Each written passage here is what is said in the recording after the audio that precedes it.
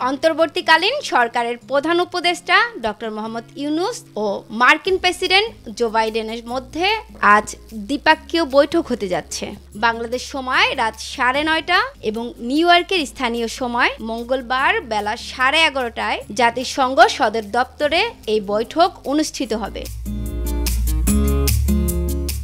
গত 3 দশকে বাংলাদেশের কোনো রাষ্ট্র বা সরকার প্রধানের সঙ্গে এমন বৈঠক কখনো হয়নি। বাংলাদেশের রাজনৈতিক পট পরিবর্তনের পর দুই দেশের মধ্যে সম্পর্ক আরো গভীর হয়েছে। সম্প্রতি মার্কিন একটি প্রতিনিধি দল ঢাকা ঘুরে যাওয়ার পরপরই দুই দেশের মধ্যে শীর্ষ পর্যায়ের বৈঠক হতে যাচ্ছে। বৈঠকে দুই দেশের সম্পর্ক উন্নয়ন সহ নানান ইস্যুতে আলোচনা হবে বলে জানা গেছে।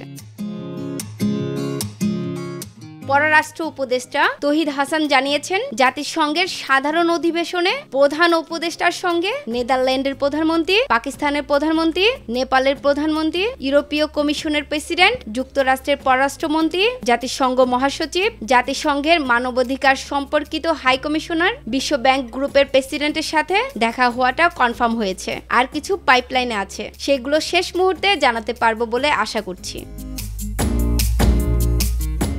জারিন জারা, ডেস্ক রিপোর্ট, ভোরের পাতা।